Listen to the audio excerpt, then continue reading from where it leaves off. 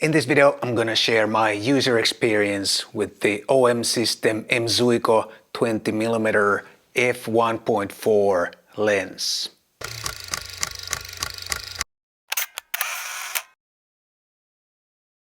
Hi guys, my name is Matti Sulanto and I'm a photographer, and in this video I'm gonna share my user experience with the OM system M.ZUIKO 20mm F1.4 lens. It's so difficult to say OM system. I almost always try to say Olympus, even though that doesn't exist anymore. Anyway, this lens is on loan from OM System Finland. Big thanks to them for letting me make this video. This is a pro-grade fast prime lens. The angle of view, or the focal length, is 20mm and the angle of view is a moderate wide angle, and the maximum aperture is a fast f1.4. This is a fairly compact lens, but there are many more compact and smaller Micro Four Thirds lenses for those who are looking for the smallest possible lens or lens camera combo. This weighs in at about 263 grams with the included hood, and the filter size is 58 millimeters. Feature-wise, this is a pretty basic lens. There's only the focus ring, which is really wide and smooth, but no other extras included. Not even, unfortunately, not even the manual focus clutch, which used to be almost like a trademark of former Olympus pro-grade lenses. No programmable buttons or anything. So I think for a pro-grade lens, it's a pretty basic lens feature-wise. The build quality looks excellent. It looks like it's mostly metal construction, and of course it's weather sealed. The autofocus feels blazingly fast and very accurate on the OM1 camera body. I had a good time with this lens shooting some street, and it makes a superb combo with the OM1 camera body. And I'm really starting to like this 20mm angle of view.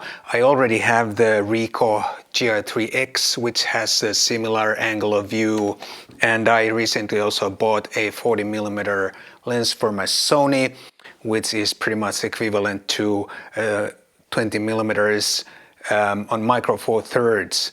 So this 40mm, 20mm angle of view is quickly becoming my new favorite for street photography. And luckily for street photos, I don't need f1.4, because this lens has a major weakness at f1.4, which I'm going to explain in detail in just a moment.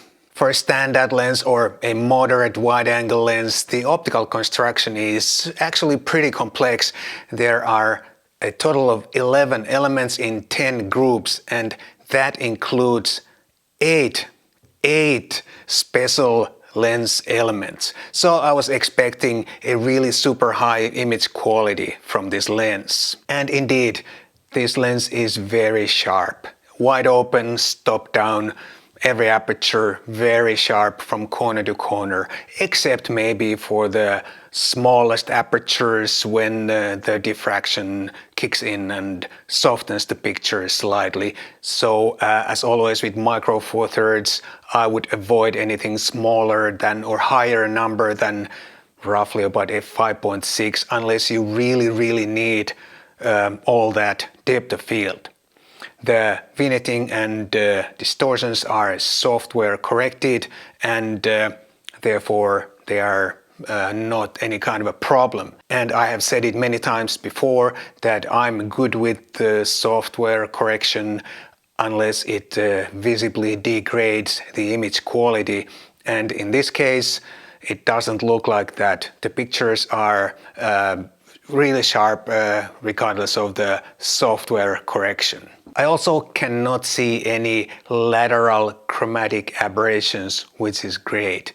But now we come to the major weakness of this lens, and that is longitudinal chromatic aberrations. You would think that when you put 11 elements, including 8 special glass or special elements into a moderate wide-angle lens, you would inevitably end up correcting longitudinal chromatic aberrations pretty well, even by chance.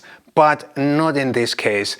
This lens exhibits really horrible longitudinal chromatic aberrations, especially wide open. And this is a fairly common problem with many fast prime lenses, but I'm nitpicking here because this is a pro-grade lens, and OM System advertises this lens to have a feathered bokeh, and that and the f1.4 aperture are probably one of the reasons for you to buy this lens. But those longitudinal chromatic aberrations are so horrible that in many cases you don't want to use the maximum f1.4 aperture because the picture simply looks terrible. And it can be really difficult to get rid of those longitudinal chromatic aberrations in post. So I'm really disappointed at this lens because of that. If this was a 300-400 euro dollar lens, I'd be much more understanding, but this is what 700-800 euro dollar lens, so it's not exactly a cheap lens, and it says Pro on the side of the lens, and it has 11 elements, including a whopping 8 2x4 special elements. So it's kind of beyond me how they let it out like this. Who approved this and said, now it finally meets our standards, let's begin the production. And it's a shame, because otherwise this is a great lens. I really like it. I like the angle of view, I like the build quality, weather sealing, autofocus, sharpness, everything is great, except those horrible longitudinal chromatic aberrations. And that would be a definite deal breaker for me if I was looking for a pro-grade moderate wide angle for my Micro Four Thirds camera. I hope this video was helpful, and if you enjoyed it, please consider buying me a cup of coffee. There's a link down below if you don't live in Finland. Thank you so much for watching, and I'll see you again in the next video.